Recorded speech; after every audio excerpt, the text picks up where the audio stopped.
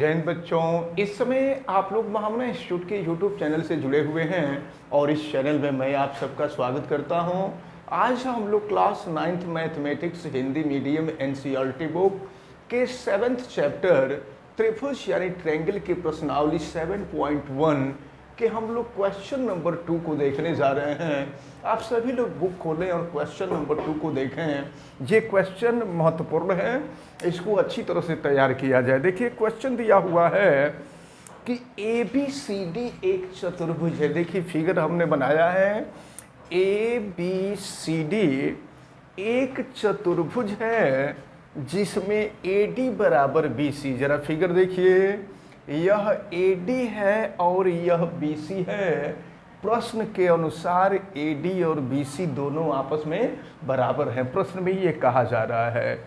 और angle DAB, देखिए figure, angle DAB यह कोण और एंगल CBA, एंगल CBA ये कोण, यानी ये कोण और ये कोण दोनों आपस में बराबर हैं। ये दोनों भुजाएं आपस में बराबर हैं और ये दोनों कोण आपस में बराबर हैं। तो सिद्ध कीजिए, सिद्ध करना है कि त्रिभुज ABD सर्वांगसम त्रिभुज BAC। ABD ये है ABD, ABD और BCD, ABD और BAC, ये त्रिभुज और ये त्रिभुज दोनों त्रिभुज सर्वांगसम होंगे। ये आपको सिद्ध करना है। फिर सिद्ध करना है कि BD बराबर AC, BD जो होगा वो AC के बराबर होगा, ये BD और ये AC बराबर होंगे। फिर आपको ये भी दिखाना है कि कोण ABD, कोण ABD यानी ये कोण, ये इतना कोण, कोण ABD और कोण BAC, BAC यानी ये कोण और ये कोण भी आपस में बराबर होंगे। ये हम लोगों को दिखाना है। तो शुरू में जब क्वेश्चन सॉल्व करना होता है तो प्रश्न में जो चीज़ दी गई होती है, जो कथन दिया गया होता है, उस कथन को हम लोग अपने लैंग्वेज में लिखते हैं और तब इसके बाद हम लोग सिद्ध करते हैं। तो चलिए पहले लिख लिया जाए। दिया है, प्रश्न में जो दिया होता है उसको नोट करते हैं। दिया है त्रिभुज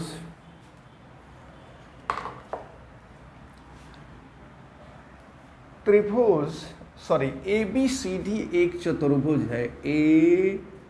ABCD एक चतुर्भुज है, एक चतुर्भुज है। और फिर ये भी दिया हुआ है तथा angle DAB is equal to angle CBA, ये दोनों आपस में बराबर हैं। तो सिद्ध करना है, तो सिद्ध करना है कि, अब देखिए क्या सिद्ध करना है। तो इसका जो फर्स्ट पार्ट दिया हुआ है, ट्रायंगल ABD ये सर्वांगसम है ट्रायंगल BAC के। और इसका जो सेकंड पार्ट है उसमें दिया हुआ है BD is equal to AC के। और थर्ड पार्ट जो दिया हुआ है उसमें angle ABD is equal to angle BAC, यही हम लोगों को सिद्ध करना है। तो चलिए हम लोग प्रूफ करना शुरू करते हैं, प्रूफ। और यहाँ पर हम लोग फर्स्ट प्रूफ करेंगे। तो देखिए हम त्रिभुज ABD और त्रिभुज BAC को लेते हैं। लिखा जाएगा त्रिभुज ABD एवं त्रिभुज BAC में, जरा देखिएगा, ये देखिए ABD और त्रिभुज BAC में ध्यान दीजिए, इस त्रिभुज की ये भुजा और इस त्रिभुज की ये भुजा, ये दोनों भुजाएं आपस में बराबर हैं जैसा कि प्रश्न में दिया हुआ है। तो लिख दिया जाएगा कि AD बराबर BC, ये दिया हुआ है। तो लिख देंगे यहाँ AD बराबर BC और यहाँ किनारे लिख दिया जाएगा दिया है, जो कारण होता है उसको लिखा जाता है। अब इसके बाद जरा आप ये भी देख लीजिए कि ये जो त्रिभुज है, इस त्रिभुज में भुजा AB, देखिए ध्यान से, और ये जो त्रिभुज है उसमें भी भुजा AB, ये जो AB है यह इस त्रिभुज में भी है और इस त्रिभुज में भी है, दोनों त्रिभुज में है, उभयनिष्ठ है। तो उभयनिष्ठ माने कॉमन है, तो कॉमन होगा तो दोनों बराबर होगा।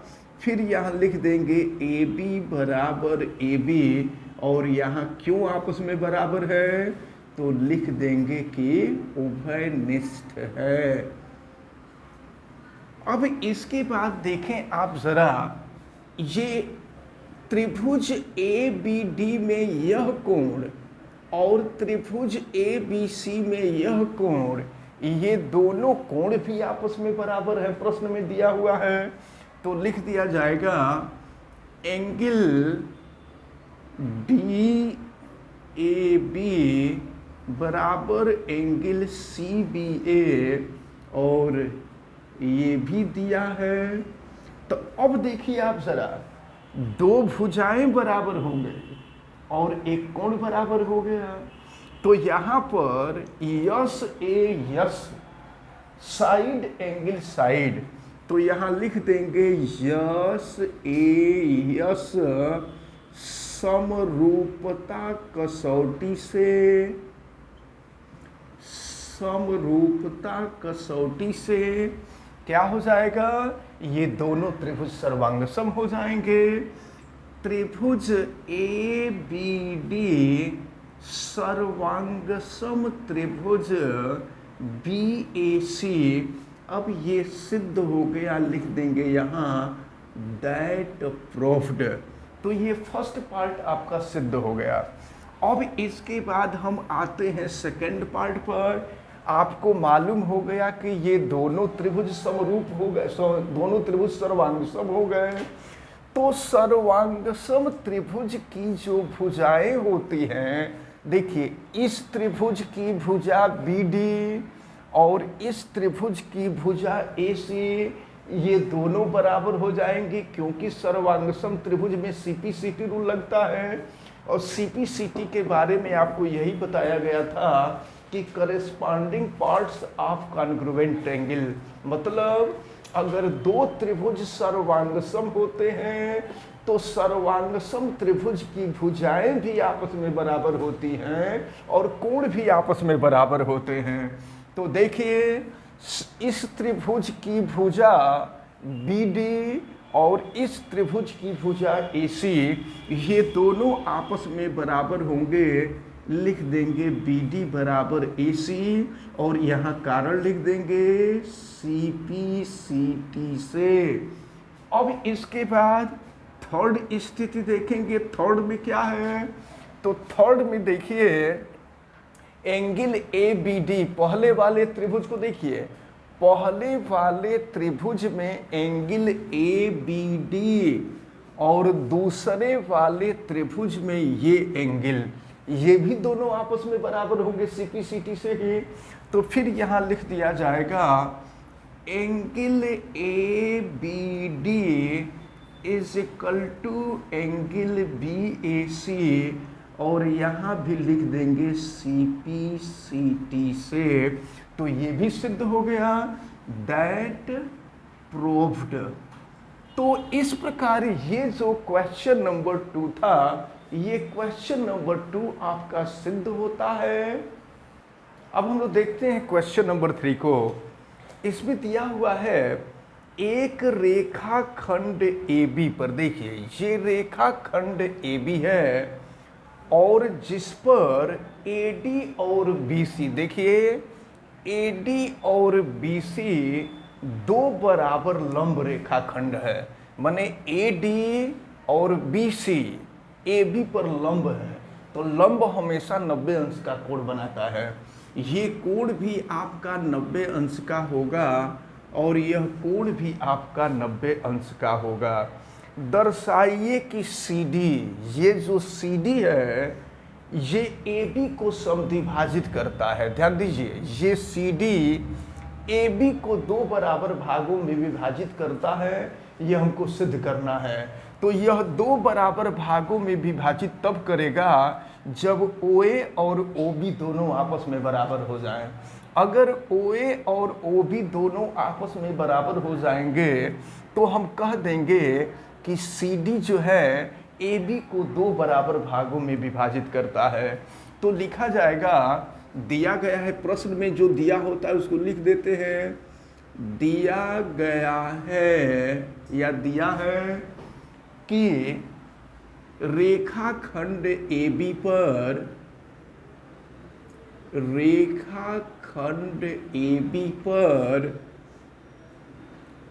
BC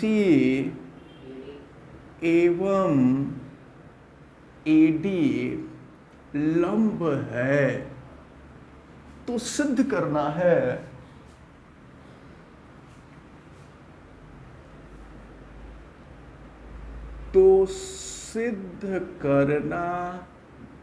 है कि CD AB को समद्विभाजित करता है, समद्विभाजित करता है, यानी दो बराबर भागों में विभाजित करता है। अर्थात क्या दिखाना है? अर्थात हमको ये दिखा देना है कि OA और OB आपस में बराबर होंगे। तो चलिए अब हम यहाँ प्रूफ करना शुरू करते हैं, सत्यापन शुरू करते हैं। और जानते हैं हम लोग क्या करेंगे, इन दोनों त्रिभुज को दिखा देंगे कि दोनों त्रिभुज सर्वांगसम त्रिभुज हैं। तो जब सर्वांगसम त्रिभुज हो जाएंगे तो CPCT अप्लाई हो जाएगा, और जब CPCT अप्लाई हो जाएगा तो OA और OB दोनों आपस में बराबर हो जाएंगे। तो त्रिभुज BOC एवं त्रिभुज AOD में, चलिए देखते हैं। आपको दिया है कि ये एंगल और ये एंगल दोनों आपस में बराबर हैं, तो लिख देंगे angle OBC is equal to angle OAD। Angle OAD और ये दोनों आपस में बराबर हैं और 90 अंश के हैं।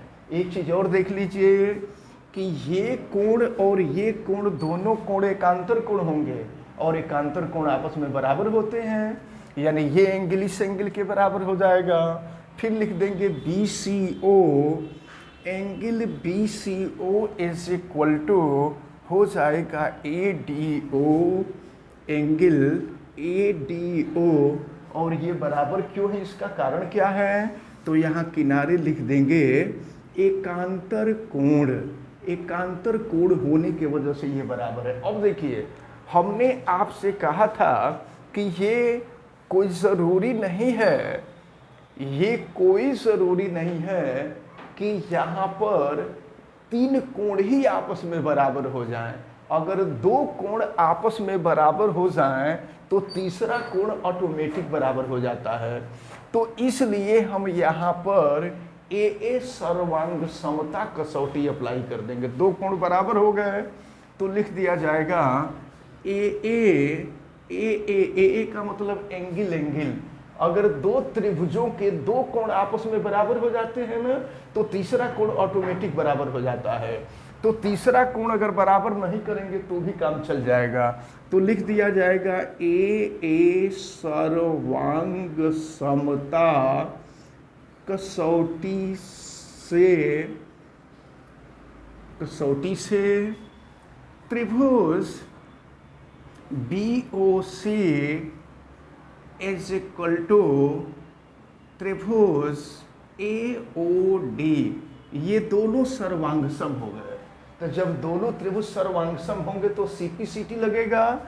तो अब यहाँ लिख दिया जाएगा ये दोनों सर्वांगसम हो गए, तो सर्वांगसम त्रिभुज की भुजाएं आपस में बराबर होती हैं, यानी कि OB और OA दोनों आपस में बराबर हो जाएगा। लिख देंगे OA is equal to OB और यहाँ किनारे लिख देंगे कि ऐसा क्यों हो रहा है, तो लिख देंगे CPCT से ये आपस में बराबर हो रहे हैं।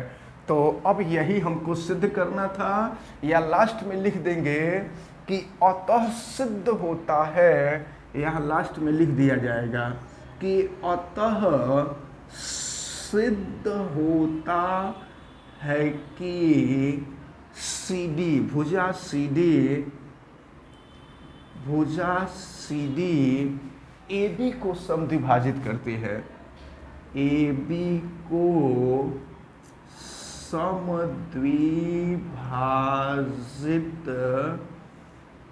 समद्विभाजित करती है। यही आप लोग को सिद्ध करना था, यहाँ लास्ट में लिख देंगे दैट प्रूव्ड। तो इस प्रकार ये जो क्वेश्चन नंबर 3 था, ये क्वेश्चन नंबर 3 सॉल्व होता है। हमें उम्मीद है कि ये दोनों क्वेश्चन आपको बहुत अच्छी तरह से समझ में आए होंगे। आप वीडियो को लाइक ज़रूर कीजिएगा, और अगर चैनल पे नए हैं तो चैनल को सब्सक्राइब भी कर लीजिए। आप बेल आइकन को भी प्रेस करें, और अगर किसी प्रकार की कोई दिक्कत समझ में आती है तो आप हमें कमेंट करके ज़रूर बतावें। आप सभी लोगों का बहुत बहुत धन्यवाद। जय हिंद।